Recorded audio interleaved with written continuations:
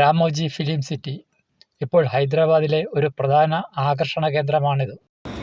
Gate കടന്നാൽ വിശാലമായ parking സ്ഥലം. കുറെ കൂടി മുന്നോട്ട് പോയാണ് ഞങ്ങളുടെ വാഹനം നിർത്തിയത്.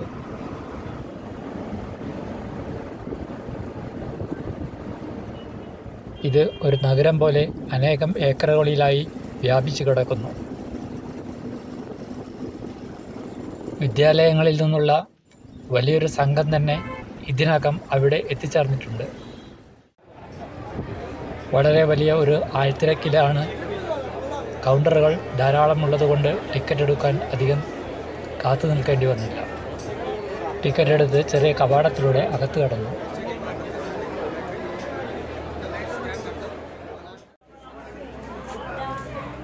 മുന്നിൽ തന്നെ സഞ്ചരിക്കാനുള്ള ബസ് കാത്തു നിൽക്കുന്നു.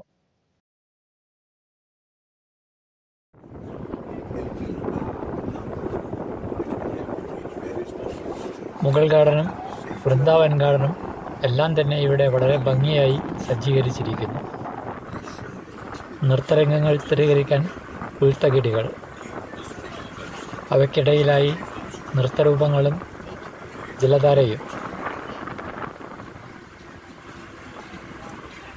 നീണ്ട യാത്ര തന്നെയായിരുന്നു അത്.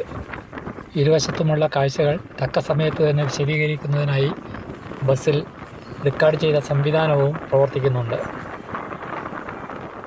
ഉദ്യാനങ്ങളെല്ലാം തന്നെ വളരെ ചിട്ടയോടുകൂടിയാണ് വളർത്തി സംരക്ഷിക്കപ്പെട്ടിരിക്കുന്നത്. ആശുപത്രിയും ആരാധനാലയവും റെയിൽവേ സ്റ്റേഷനും പോസ്റ്റ് ഓഫീസും അതേപോലെ ജയിൽ പോലും ഈ കോമ്പൗണ്ടിനകത്ത് തയ്യാറാക്കിയിട്ടുണ്ട്. ഈ ഫിലിം സിറ്റിയുടെ കാഴ്ചകൾ മുഴുവൻ കണ്ടു തീർക്കുന്നതിന് ഒരു ദിവസം മുഴുവൻ ചെലവിട്ടാലും തികയില്ല. ഇതിനെല്ലാം പുറമെയായി ട്രക്കിങ്ങിനുള്ള അവസരവും ഇവർ ഒരുക്കുന്നുണ്ട്.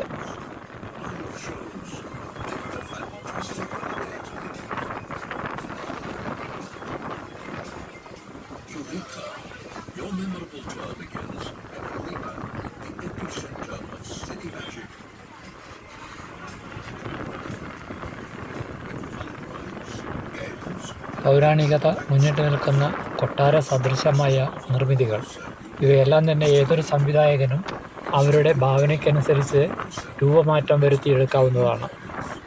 എത്രയോ സിനിമാ രംഗങ്ങൾ ഇവിടെ ഷൂട്ട് ചെയ്തു പോയിട്ടുണ്ട്.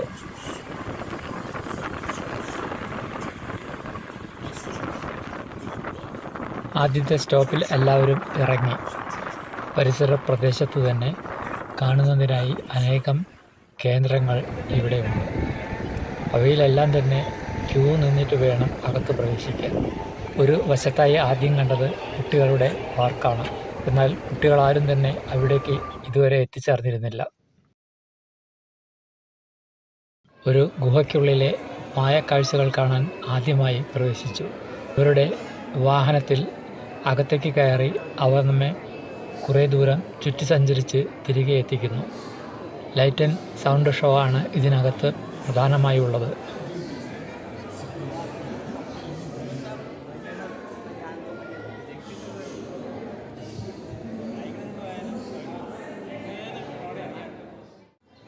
അടഞ്ഞ ഒരു ഹാളിനകത്താണ് അവർ ഞങ്ങളെ ഇറക്കിയത്. അവിടുത്തെ മായക്കാഴ്ചകൾ കൂടി കണ്ട് പുറത്തേക്കിറങ്ങി. പിന്നീട് തിരക്ക് കുറഞ്ഞ ഒരിടത്തെ ഒരു പ്രദർശനം കാണുന്നതിന് വേണ്ടി അകത്തേക്ക് കടന്നു. ഷോ തുടങ്ങിയിരുന്നു. ഒരു ബാങ്ക് കവർ ചെയ്യും അതേ തുടർന്നുള്ള സ്റ്റണ്ട് രംഗങ്ങളുമാണ് ഇവിടെ ലൈവായി നടത്തിക്കൊണ്ടിരിക്കുന്നത്. ലണ്ടനിലെ ഒരു പഴയ നഗരത്തിൻ്റെതെന്ന് തോന്നിക്കുന്ന രീതിയിൽ സ്റ്റേജ് സംവിധാനം ഒരുക്കിയിരിക്കുന്നു.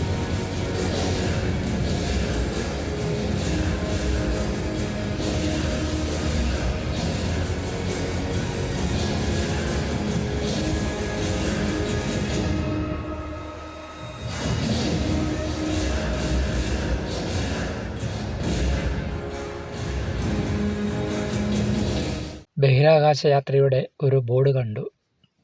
അല്പം ക്യൂ കാണുന്നുണ്ട്. ഹാളിനകത്തുകൂടെ വളരെ ചുറ്റിയാണ് ക്യൂ നീണ്ടുപോകുന്നത്. സ്പേസിലേക്ക് സഞ്ചരിക്കുന്നതിനായി ആകാംക്ഷയോടെ അവിടെ എത്തിച്ചേർന്നവർക്ക് കാണുന്നതിന് വേണ്ടി ആ ഹാളിനകത്ത് പലതരത്തിലുള്ള പ്രദർശന വസ്തുക്കളും അവർ ഒരുക്കിയിരുന്നു. ചെറിയ തോതിൽ വിശപ്പടക്കിയ ശേഷം അടുത്ത കേന്ദ്രത്തിലേക്കുള്ള ബസ് നിർത്തുന്നിടത്തേക്ക് നടന്നു. ബാഹുബലി ഷൂട്ട് ചെയ്ത സൈറ്റാണ് ഇനിയുള്ള ലക്ഷ്യം. ബാഹുബലി സിനിമ കണ്ട ഏതൊരാൾക്കും ഇവിടെയുള്ള രംഗങ്ങൾ ഓർമ്മയിൽ വരാതിരിക്കില്ല.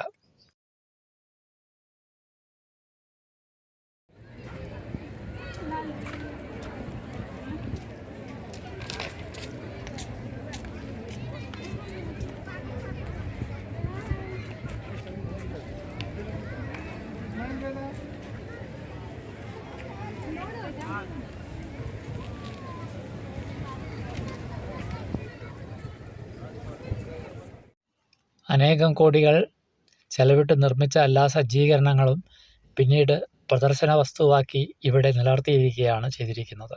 ധാരാളം പേർ ഈ ബാഹുബലി സൈറ്റ് സന്ദർശിക്കുന്നതിനായി ഇവിടെ എത്തിച്ചേർന്നിരിക്കുന്നത് കാണാം.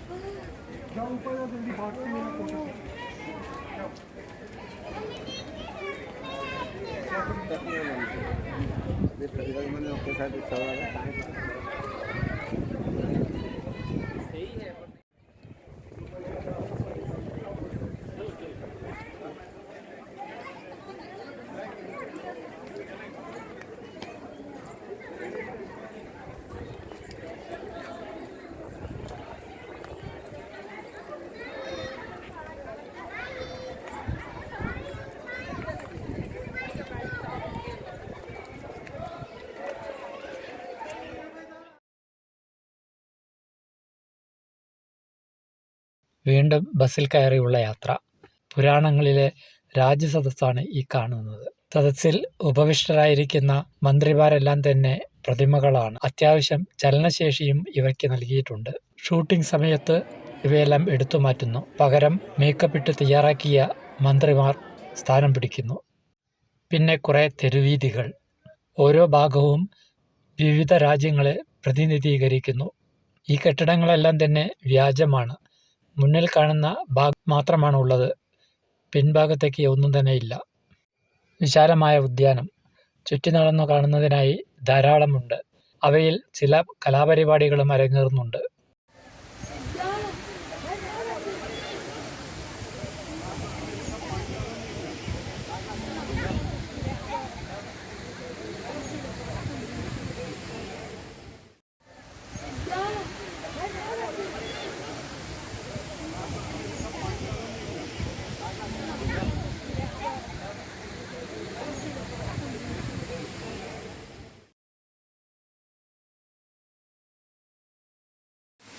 ഒരു കൃത്രിമ വെള്ളച്ചാട്ടവും അതിനടുത്തായി പക്ഷി സങ്കേതവും.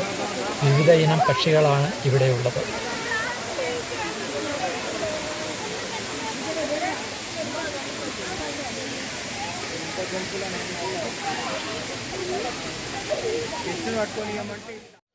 ഇതൊരു എയർപോർട്ടിൻ്റെ മുൻഭാഗമാണ്.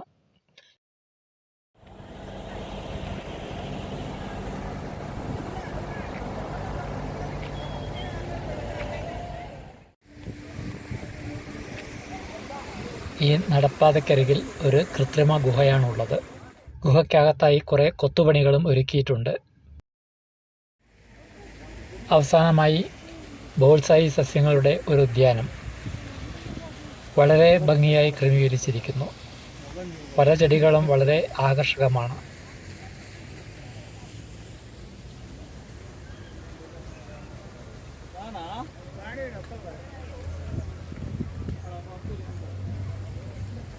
അവസാനത്തെ ബസ് അത് എക്സിറ്റിലേക്കുള്ളതാണ്. ഇതിൽ കയറി ഫിലിം സിറ്റിയോട് വിട പറഞ്ഞു.